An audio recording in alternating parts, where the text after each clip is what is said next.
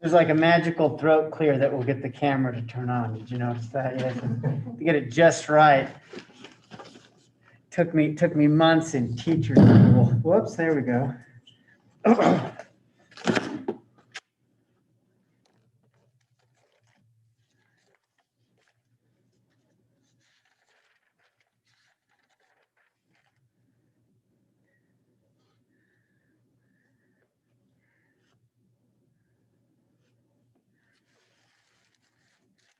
You guys at home, can you folks at home hear okay?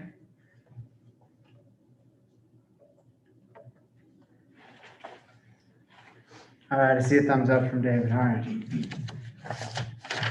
And can you people in the classroom hear okay? I don't mean to focus all my attention on that. Hey, I don't even recognize you. You're 2 seats closer to the front of the room. Like, who are you? We've lost this side of the room, though.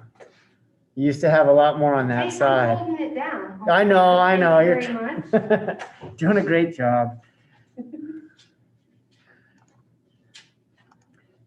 There's like natural slumps in a semester, and all the COVID changes really, I think, like shifted the slumps. So like it used to be, you'd have like a classroom full of people, everybody participating. And then at like week 7 or 8, suddenly people disappear. Now it's at week 5, people start to disappear. But yeah. Like we even had one of our own professors who just like observed it by looking at everybody's roll sheets. And he's like, okay, at week 2, this many people disappear. Week 3, this many people disappear. And we're trying to come up with strategies like, how do we keep more people in the game? And then COVID hits. All right, so for roll, folks at home, email it to me. Describe your current plan for SA2. Even if your current plan is wait and see.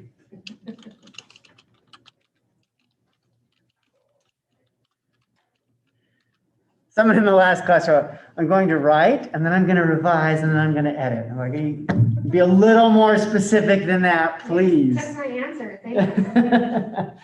Like, oh, great idea. Yeah. I haven't had to yet address plagiarism on the note cards. You will today. Just wait.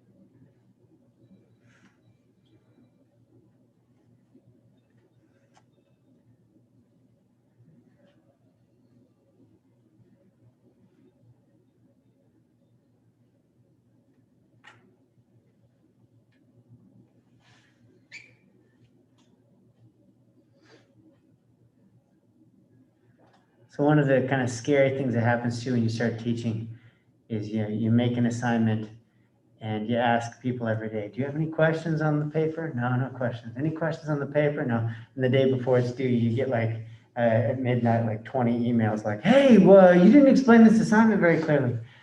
Like, oh, now you're working on it. And I'm checking my email at midnight. So I get plenty of opportunities to like think about SA2, ask questions about SA2. Now I know that like once you start, new issues arise, that's normal.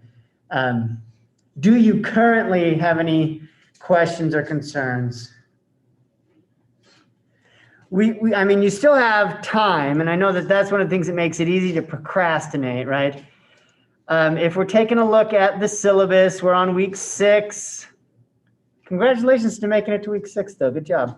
We're almost through with February. I don't know why, but February is the longest month when you're in school. Plus COVID, like. Yeah, you're like, oh, when did winter get so long? And I was so ready for winter to be over, like when it's like 50 degrees and I'm running outside. I'm like, I like this. This is nice. And then it snowed, and I was like, oh, I wanted the snow in January and December. So I'm trying to get the skis out. All right, week 7. We're back to the book. So a couple essays from the book, 1 on Tuesday, 2 on Thursday. And then that will be where we've kind of run out then of options of essays that we can grab and imitate and play with for essay 2. And so decision time is coming, right, as you work towards a rough draft on week 8. So, I ask you what's your plan today, and you really might still be in the wait and see phase. Yeah, Thomas? Say I started writing my paper now. Uh-huh. I just save the rough draft for later. Yeah, I won't look at it like the timestamp on it or anything. So yeah, if you wrote your rough draft and you're a week ahead of the game, yeah, that's good job. Yeah, no, because week 8 is midterms, and so like you get kind of crunched by other classes at some point too. So really it's a question of time management. If you have time now to get stuff written and you don't have time next week, then yeah, good, that's fine, get ahead. And then, maybe the opposite for somebody else who's like, nope, I'm deliberately postponing because this week's busy, next week isn't. As long as you have a rough draft by my deadline, I'm not going to ask you when you wrote it. It's also graded by the same kind of rubric as the last one. The rough draft or the paper? Yeah, it is. It's similar. It's got a few changes. It is available to you. So I have quality and development of the main idea, and then I have a specific section for that analytical introduction or conclusion. So that's a change, but so generally what I've done with these rubrics is that I've taken the comments that I used to be writing most on like the margins of students' papers, and I've tried to put them into one spot so that I can be like, here we go. And that way you're not trying to decipher my handwriting in the margins of the paper, and I'm not writing the same comment over and over. But yeah, so it is there and it's available to you to take a look at. So you can have a chance to see. Good questions. Yeah, what else? So is the grades like not dependent on how successful you are in like writing in that style, or is it? It is. I will not read your paper and then give you the grade based on whether or not you sounded like Annie Dillard. It will be based on the information that I find in your intro or conclusion. Okay. So if you say, I have decided to try to incorporate alliteration, long sentences, and similes, just like Annie Dillard does. So then I will then look in your paper for those things. Okay. If you don't do the things that you said you were going to do, then your grade will be affected. Okay. So yeah, that's a good question. Yeah, like in the end, I won't read it and say and judge your success based on whether or not like you could trick somebody into thinking that you're another author. That's not the goal.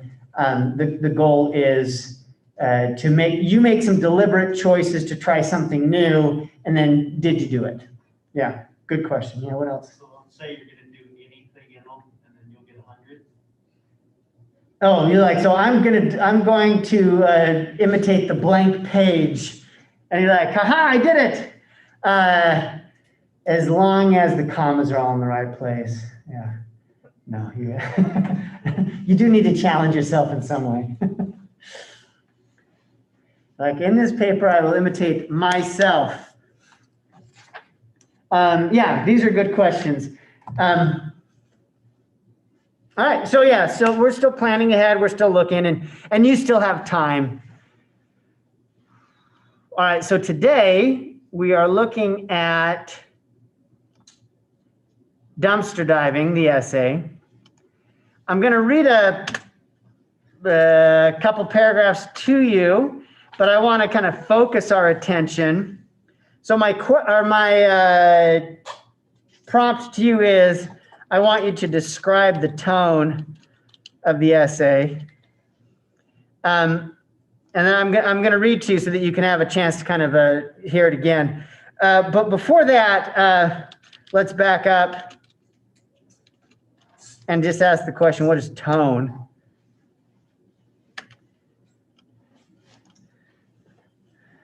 Does anybody have a good definition for tone? Wouldn't that be like the color of the story?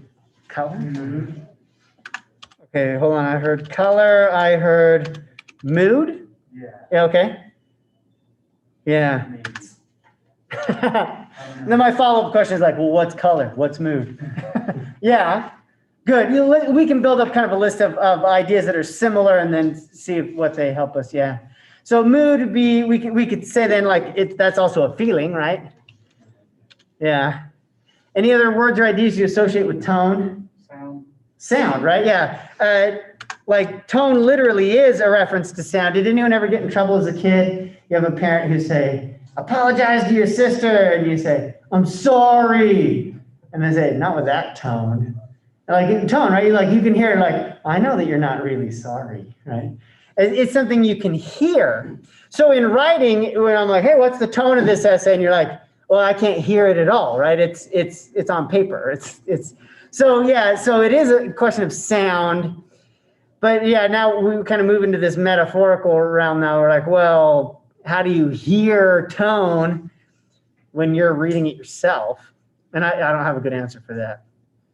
But any other words or ideas that we associate? Yeah, what else, Noah? Attitude. Attitude, well, yeah, and that might, yeah. So like, I'm sorry is all about attitude. So attitude, and then I'll just modify that a little bit with, there can be attitude towards the subject. And there can be attitude towards the audience. So that can be complex, yeah. Does this help? Is it better? All right. So I'm saying now, describe the tone. Let me read to you a couple of paragraphs.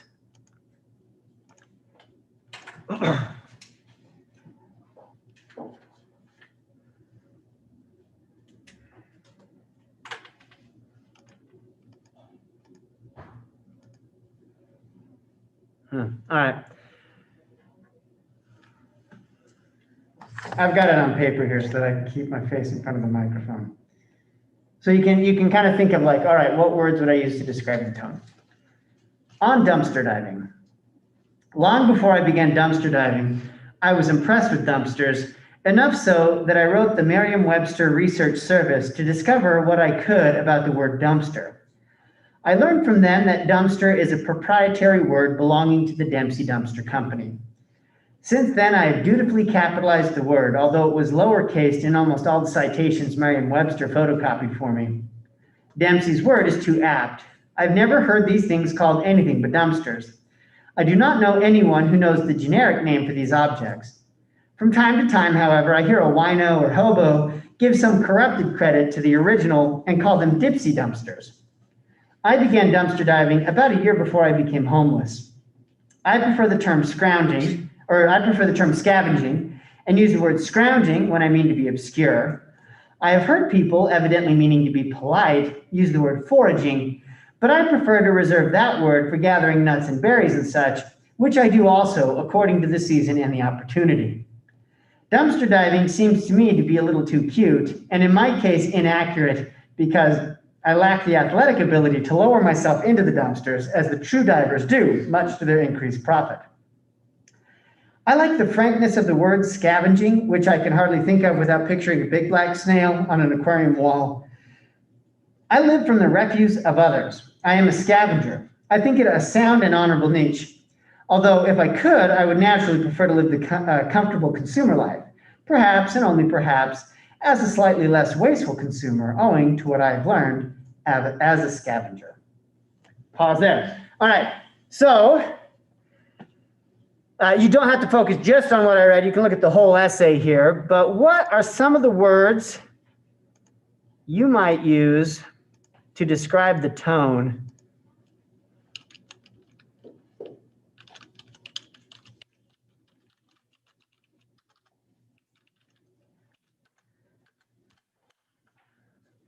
Your turn to talk. Could you like sarcastic maybe? You don't sound very sure of yourself though. So are you asking me to maybe write sarcastic? No, it's just Okay. how he's worded it himself, like saying, making a joke out of dumpster diving and stuff. That's a good question. All right, so first let's just pause for a second then and say, so what is sarcasm? Does anyone have a good definition of sarcasm? Kind of like over exaggeration. Yeah, that's part of it, yes.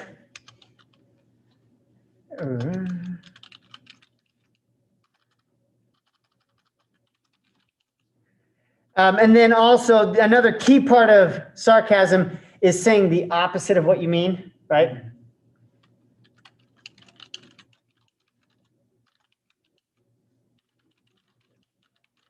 Now, is this essay sarcastic? What did you all think? So there's some disagreement over here. So sarcasm would mean like he's not sincere, he doesn't really mean it. Yeah, And that's not what you're observing. no, I think he's coming from more of a knowledgeable standpoint. He's lived a normal consumer-driven life, Uh-huh. and he's lived on the streets. And before he lost his home, he was still dumpster diving. Yeah. I think he's comedic in certain parts, but I don't know that I would use the word sarcastic. Yeah, and maybe that's why you were questioning it. All right, good, thank you. And? I think he's kind of minimizing what might be the stereotypical view of a dumpster diver. Like, to the common eye, people might think that that's disgusting, you know, that's like terrible and all this stuff. And he's kind of minimizing to say it's like it's not really that bad. Good, all right, so, they keep, all right. So, takes a, what was the word you used for his topic? Takes an uncomfortable topic? Well, basically just the Yeah. stereotypical view of what a common person would think of a dumpster diver. He takes that, just minimizes it down to a lifestyle of what people see as normal for themselves. Yeah. Takes a negative topic, makes it sound less negative. That's part of the minimalist thing. You're like, he's shrinking down the, yeah, all right. And we'll come back and elaborate on these. Well, it's kind of similar to that one, self-justification. So you said self-justification? Okay. All right, what do you mean by that? Just kind of justifies like what he means by being a dumpster diver, I guess, when he says that like he prefers the term scavenging and scourging instead of dumpster diving. Uh-huh. So he's like justifying it like to us, but like to himself, it seems like too. Okay. All right, good. All right, so now to return to Jared, right? So when you were saying sarcastic, maybe, right? Like I think we've hit a lot of ideas about kind of the, like how do we take this essay, right? So here's somebody who's explaining to us how to eat garbage, and we're going to go through a range of confusion, right? Where we're like, I'm not supposed to do that. So so we question the sincerity, right? Like he's joking, right? and we're kind of like we're testing limits, and somebody's also like, well, no, I don't think he's not joking. I think he's justifying, or like, no, he's not joking. He's minimizing, right? He's shrinking down the negative to, yeah, all right.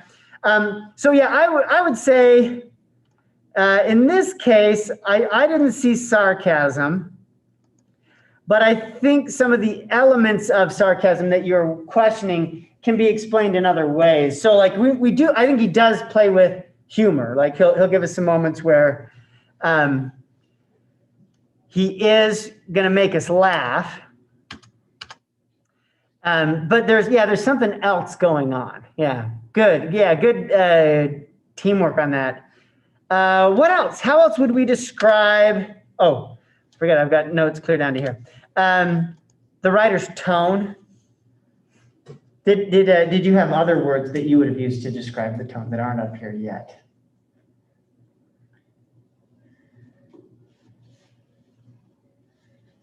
It's a hard one. I know, I could just. I've had students like, so you've all taken a class before where like the teacher asks a question and you're not supposed to answer, right? Or you take a class where the teacher asks a question and you're supposed to guess what the teacher's thinking. Like play a game of let's guess what the teacher's thinking, and then you have the teacher like me who's like, I'm asking questions like I don't have an answer for this. I'm asking you because I don't know. Right? So yeah, I don't have like a single answer that I'm looking for. I am looking for a variety because I do find it challenging, right? Because like to a certain degree, it is like there is something serious about it, right? But then we come back to the, well, no, it can't be serious, it's sarcastic. So I'd say one of the answers I would give, one of my answers would be formal. It has a formal tone, right? He's taking a topic which is informal, trash, and he's making it sound very proper, very formal. That's one of my answers. What else? I think it's formal, but he's also playing around with the boundaries of it being formal, just because he, like you said, kind of tries to make it funny and throws in Yeah. stuff that's just, wait a minute, that's kind of goofy, or that's, I don't think he really meant that as he believed it. I think he's playing around with a lot of different tones at once.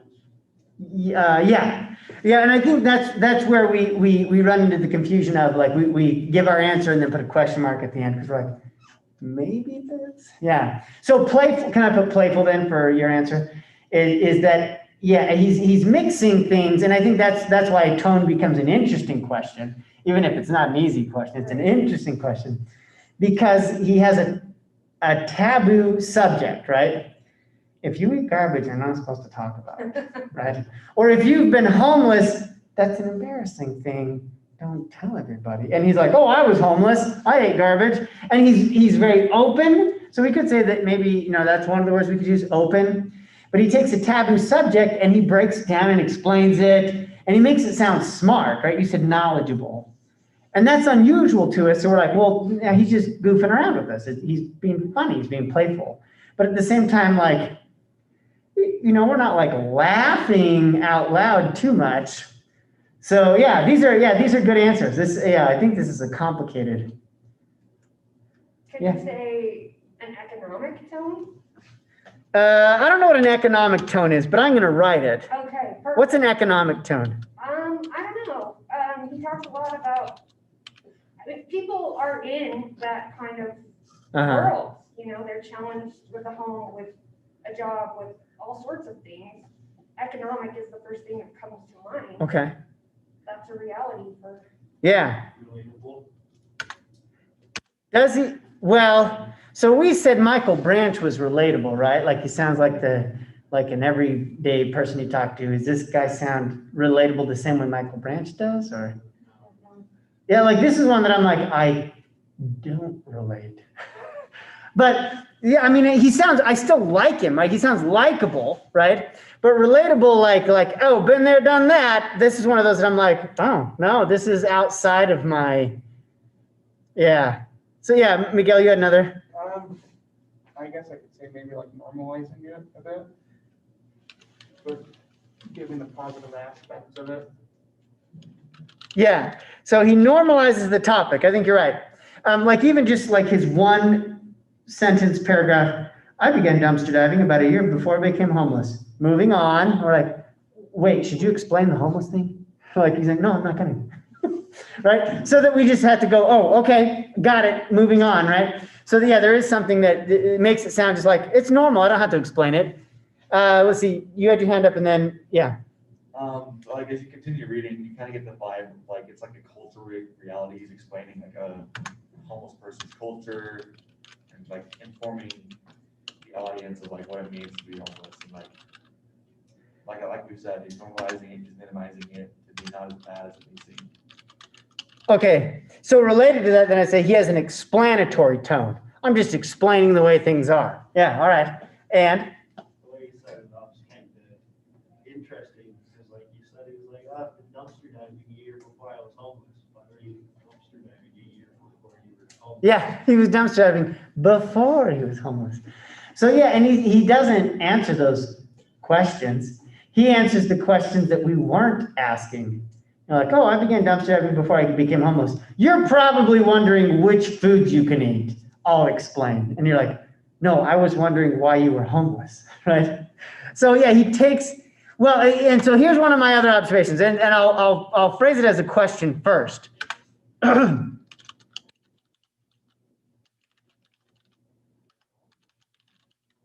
How does he develop this tone? Now, of course, since we've given a million answers, that's not an easy one to answer. But one of the ways he develops a tone is he's controlling the conversation by avoiding some of our questions and instead feeding us the question, right? Because like at the end of that first page, or at the beginning of the second page,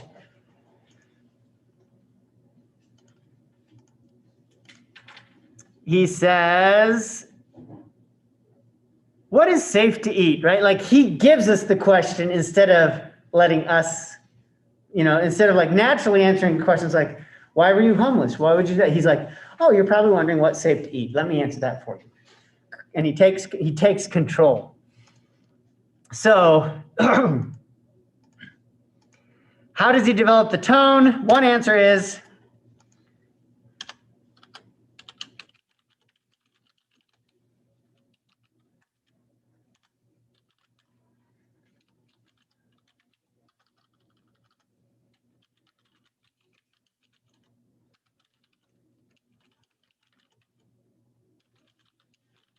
uses rhetorical questions to control the topic. That's part of it. What other observations do we have? Where does tone come from?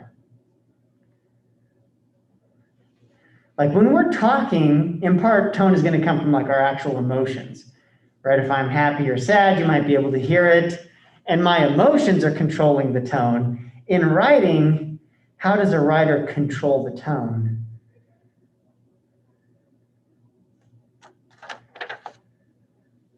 Let me point out a couple of things. You're like, I don't know. You're the teacher. Just tell us. All right. I'll give you a couple, then you give me a couple. So one of the ways you control tone is through word choice, which, writers are always using word choice. So that's kind of a weird answer. But let me point out something really specific.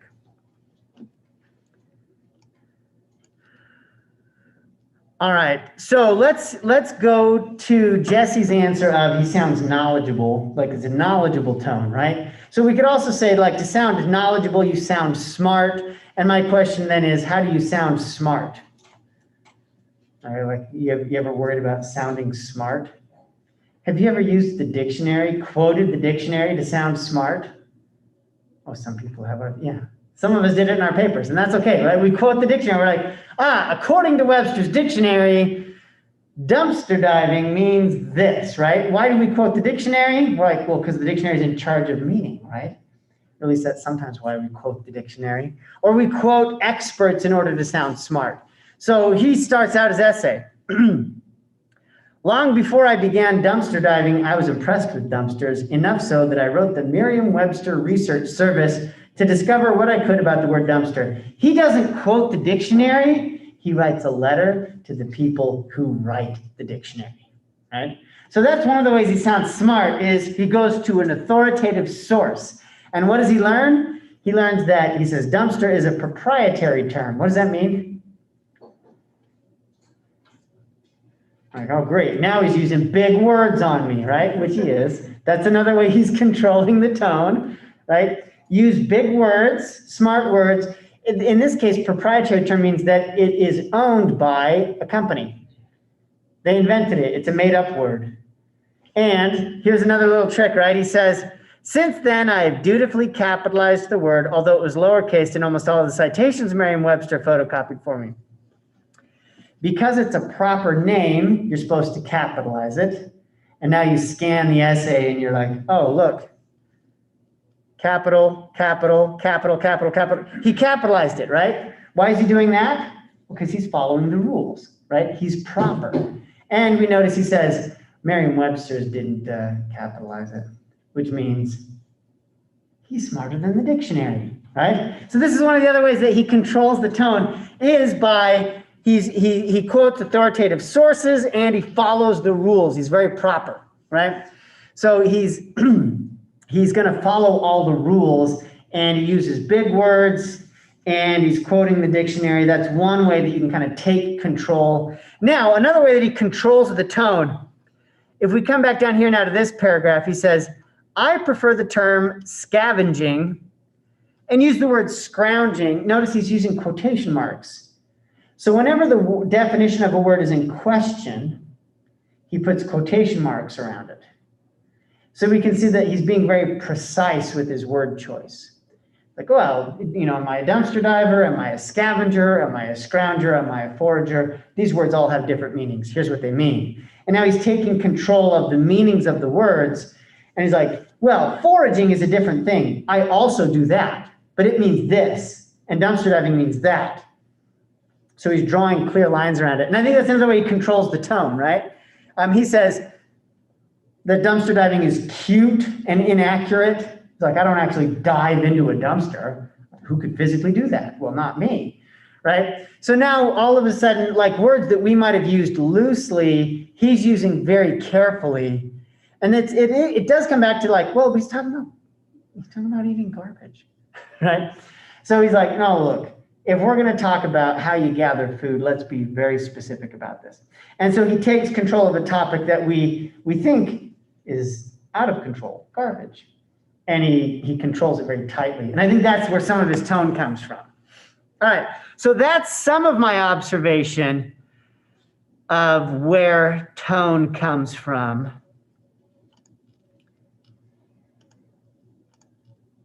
What other observations do you have? Oh, let's see, let's write it down. Word choice.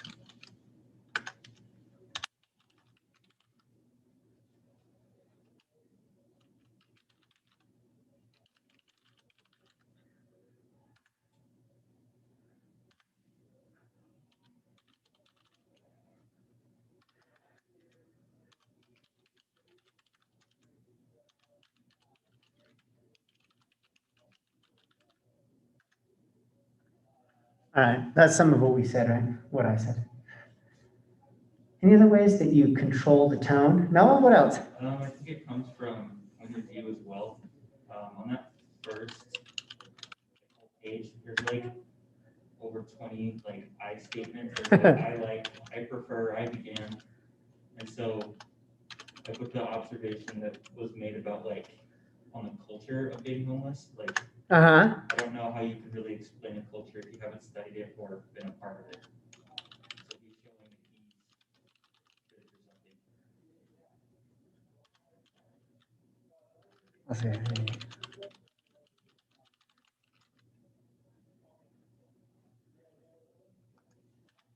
Yes, good. Sorry about the silence. So yeah, a lot of I, which yeah, like sometimes on the first reading we don't see it, and then you can scan it and you're like, oh wow. I prefer, I began, I, which really focuses the essay on that point of view, and the point of view has personal experience on the subject. Well, how do you know so much about it? Like, I lived it. Yeah, very good. What else? Structured punctuation. You said structured? Do you have an example? Like,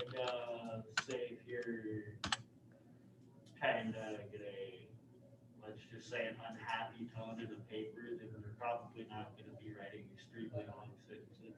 It's probably gonna be short sentences to the point. Okay, good. Yeah, like to a certain degree, punctuation will really obviously affect tone if we saw like a bunch of exclamation marks or something, right? Or question marks. I would say, oh, it has an inquisitive tone. So yeah, you could control tone through punctuation. Yeah, and I'm beginning to wonder. Yeah, no, it's not one that I considered deeply, but I'm starting. Yeah. I'd love to see some more examination of it. Good. I mean, my observation was his use of quotation marks is definitely part of it, among other things. But the sentence structure will shape the tone, right? Yeah, because I think and because it's going to control the pace, the speed at which we read, which will also affect the sound. Yeah, good. Other observations. Controlling the tone. All right, I'll give one more of my big ideas, but then I'm out of ideas. He controls the tone through the organization. Now, in part, like I'd say, this is a very well-organized essay. It's got sections and it's got order. For example, well, here, let's make this visual. All right, so the first page really is an introduction, right? And it ends, let's see if I can scroll to the next page. It ends right here, and then we have this section that says, what is safe to eat? And then everything in that section is on that topic. And it's all about finding food that you can eat safely. And then he moves on to another topic, another subtopic, under the issue of, he says, all right, so we have this page break here. I learned to scavenge gradually on my own, Since then, I've initiated several companions in the trade. I've learned that there's a predictable series of stages. And then he says first, next, third, right? And then it's ordered. So like there's different sections, and then within each section, he uses organizational language. And I think that this affects the formality, right? So I said I believed it was kind of a formal essay. And I think the organization of here's section 1, here's section 2. Within section 2, we have first, second, third. It gives it a very formal sound. Now, again, I do agree with what you've observed there. That's at odds with the topic. Like, whoa, don't just go off eating garbage. We have to do this in order, right? We have to have this structured. And it gives it this properness, this positivity that is unexpected, right? All right, those are my big observations. Word choice and organization, I think, do a lot. Did you notice him using, well, let's see, this will go back under where I said he uses big words. Did you notice,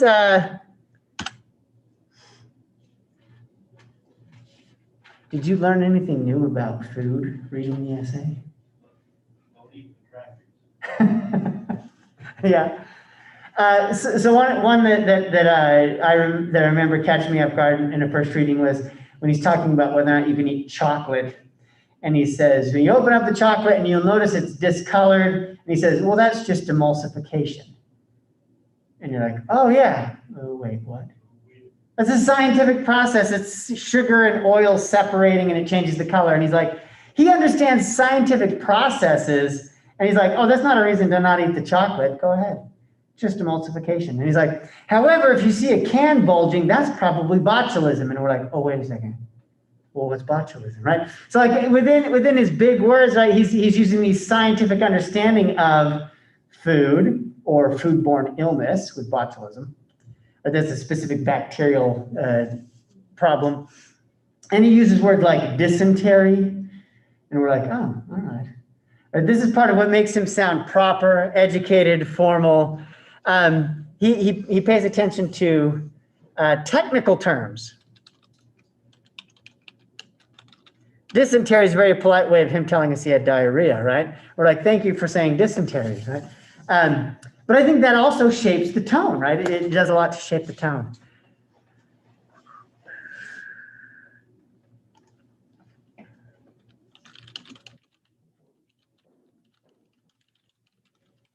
So related to this, now we say, well, what is the purpose of the essay?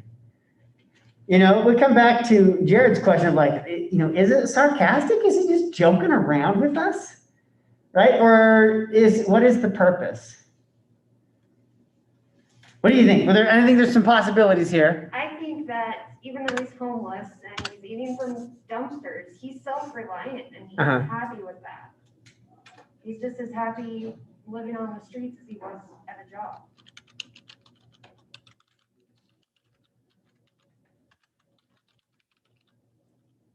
Good. Now, if I can stretch your answer a little bit,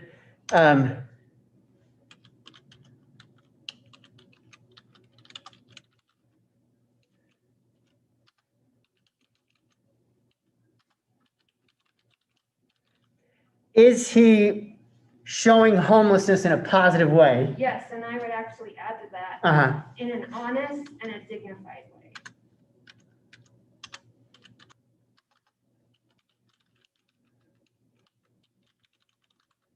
Okay, good. So I'll just follow it up with why? Well, Why does he want to show homelessness as positive or dignified, or homeless people as positive and dignified? Yeah, did you have an answer? Or? No. Okay, all right, Thomas has, and then Miguel does. Yeah, go ahead. It's probably because we have the jaded view of homelessness, which probably is trying to give us a little bit of insight, hopefully change your minds.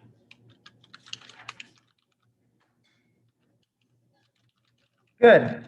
He does have insight, and maybe he's trying to change readers, us, change our perspective. If we look down at homeless people as undesirable or as unintelligent, he's certainly making us think like, well, I'm a lot smarter than you think I am. Yeah, good. And what else? Well, I mean, in a sense, anybody can become homeless, so that's his like really informative. So if that ends up happening to you, when you get a little bit more insight in what to do in that situation. Yeah, so we do have this interesting possibility that he's teaching us, right?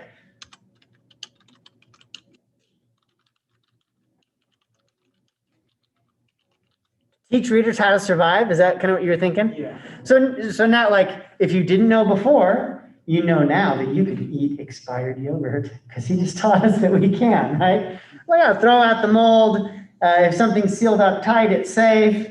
Like now we're like, oh, I know more now than I used to know. So he's taught me something. Maybe his goal is to teach us.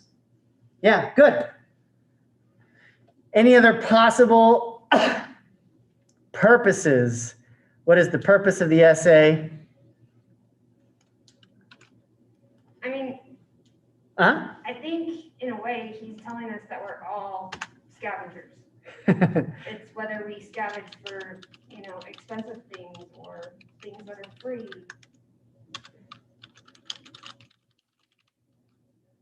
Objects.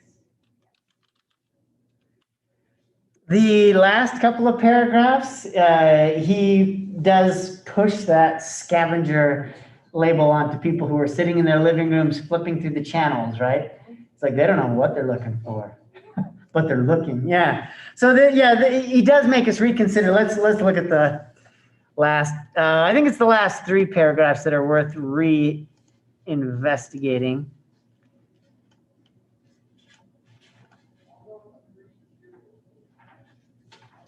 Nope. I gotta get second to last page. All right. So second to last page and the last page. Many times in my travels, I have lost everything but the clothes I was wearing and Lisbeth. Lisbeth is his dog. The things I find in dumpsters, the love letters and rag dolls of so many lives remind me of this lesson. Now I hardly pick up a thing without envisioning the time I will cast it away. This, I think, is a healthy state of mind. Almost everything I have now has already been cast out at least once, proving that what I own is valueless to someone. Anyway, I find my desire to grab for the gaudy bauble has been largely sated. I think this is an attitude I share with the very wealthy. We both know there is plenty more where what we have came from. Between us are the rat race millions who have confounded themselves with the objects they grasp and who nightly scavenge the cable channels looking for they know not what. I am sorry for them. There's an interesting turn of perspective, right? The homeless person is saying that he is sorry for the people who have homes because they don't know what they're looking for. And so he does, like, maybe this is like a social comment, and it had been given earlier, right? Like this is like a cultural commentary, a cultural perspective. So maybe we're supposed to reconsider our attitude towards homeless people. Or maybe we're supposed to reconsider our attitude towards, let me just ask real quick. Who are the rat race millions that he mentions there? Is it us? We're the readers. We're the rat race millions, meaning that we're just caught up in the life that was given to us and we don't know what we're doing, but we're just running that maze, right? So maybe it is like about changing our perspective towards stuff. He mentions a couple of times consumerism. Are you familiar just with this idea with the social commentary? Not just consumer like somebody who buys, but what's consumerism? It's when we get caught up in buying, like buying is our lifestyle. I don't know what I'm supposed to do with my life other than just buy stuff, right? And he's critical of that. He's very politely critical of it, but he is critical of it. Yeah, all right, so those are some big ideas there. Here's one last possibility for purpose. Is it supposed to entertain? You think so? What makes you think it's entertaining? The way he writes, you want to keep on reading. It's like, so, enter rain, thank you. There we go, entertain. So I'll say it's an engaging style.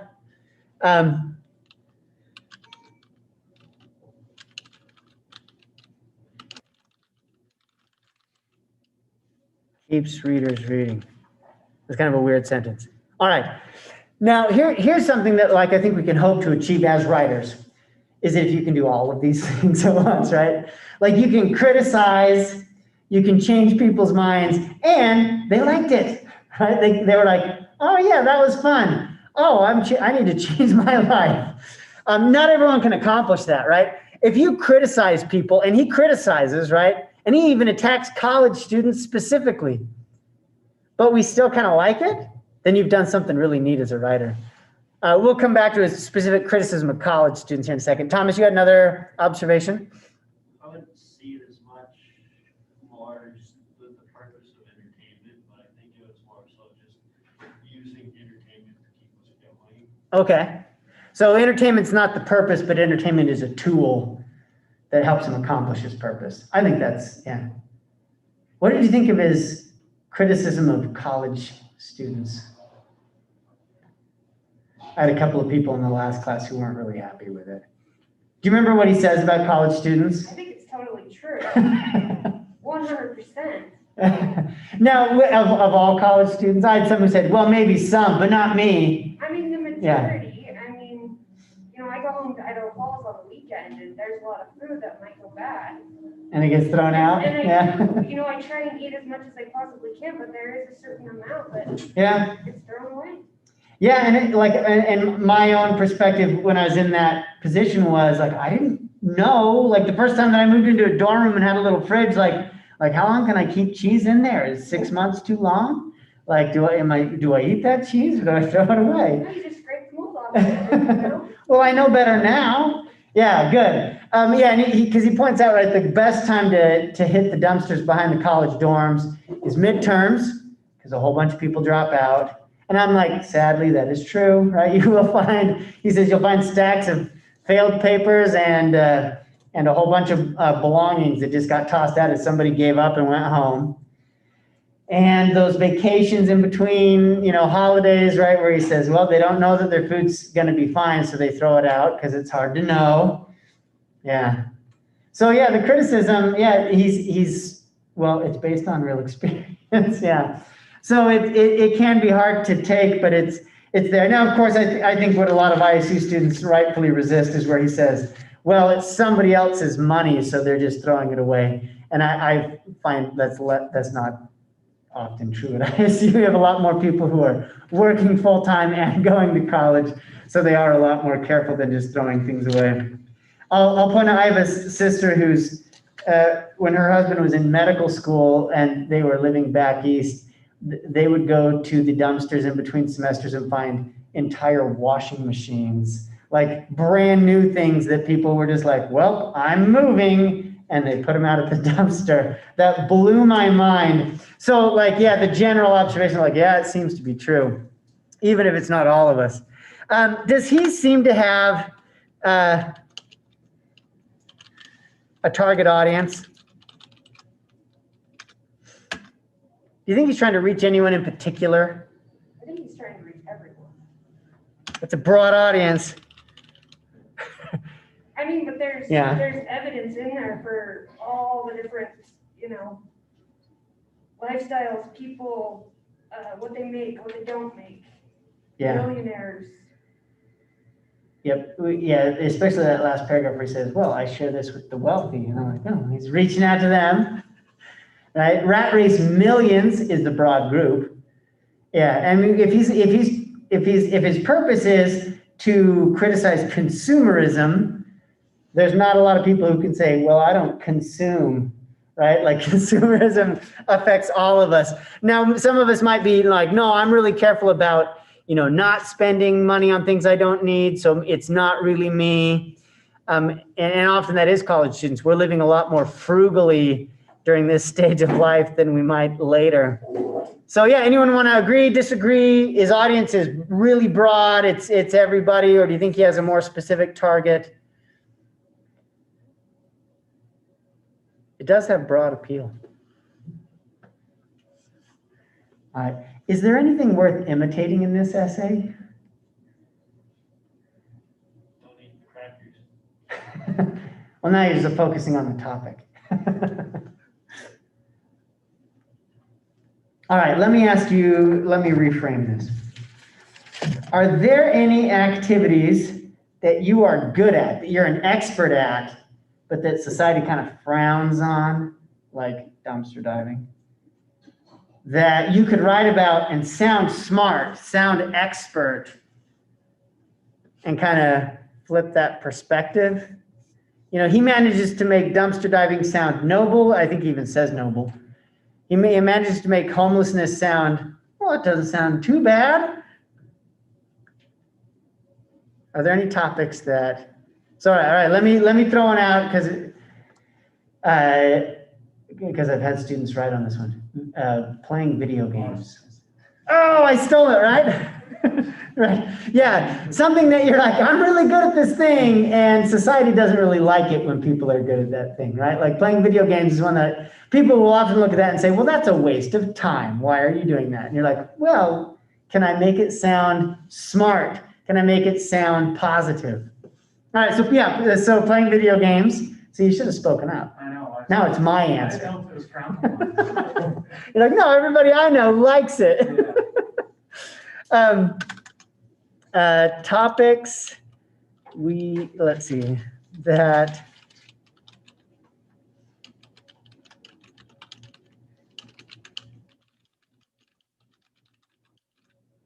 all right, we'll call it that. Topics that society looks down on, but that I'm expert at. Playing video games. Or let's say maybe society doesn't look down on it, but they Overlook it. yeah, they overlook it. There you go. Yeah, overlook it. Anything else? Making dark jokes. Oh, there's a new word for you. I've just invented it. Darm. Dark humor. Good. All right. I had somebody in the last class say, oh, do you know what I'm awesome at? Procrastination. I'm the best. All right. Anything else? I mean, there's a lot you could write about. Please don't commit any crimes in this. Yes. Well, I was just gonna say drug use. I mean, there's a lot of people that could totally flip that around. I don't want to read that essay. I'm not Yeah. doing it. I don't. Oh, okay, yeah. But I'm saying like a marijuana could be a very debatable topic. Yeah. I think I did have somebody write about junk food. Yeah, not the same. I'm not sure that that's looked down on anymore. Junk food? Not here in the US. Oh, I live with the dietitian. That's real. You can do it on like hunting's kind of problem. Okay, you could take one that maybe society's kind of split on, right? Like in Idaho, people aren't going to have trouble, but you might have trouble in a different state or maybe specific cities. So maybe, yeah, you have a pastime.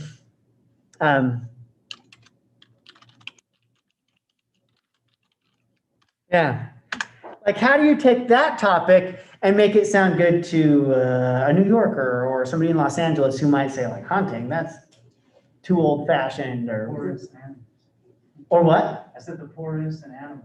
Yeah, you can think of the criticisms that you usually hear, and yeah, good.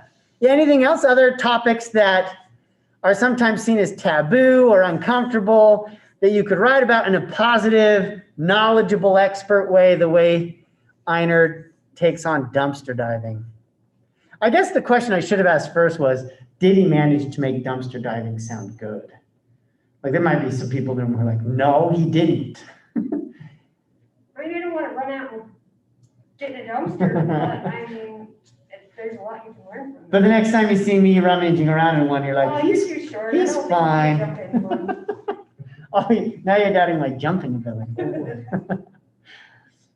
All right, so anyway, this is one way I've seen students play with essay too, is take a topic like this and you know how he's quoting, he says, well, this word, not this word, not this word, this is the right word, and get started that way by taking a topic that may be taboo or may be uncomfortable or frowned upon and finding a way to make it sound positive.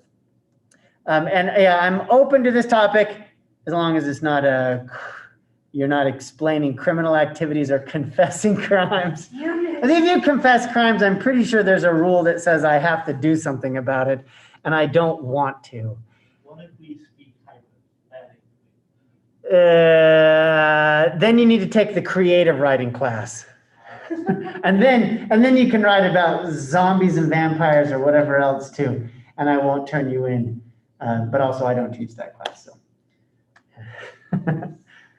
All right, so here is one more possibility, one more option for essay 2 as you continue to look and as you continue to find, find a writer who's doing something that you find interesting, that you want to kind of, take up a couple of those tools to explore a topic. All right, that's all I have for today. If you don't have any further questions, our online folks were really quiet today. Let's hope I wasn't like muted the whole time. No, you were good. And Melissa even commented and I forgot to check to read it. All right. All right, have a great weekend. Keep doing the online writing. Some people are falling down on that one and it does affect your score. So, and I'm seeing some people are doing it and writing awesome stuff and then some people aren't doing it at all. So I need some in-between people.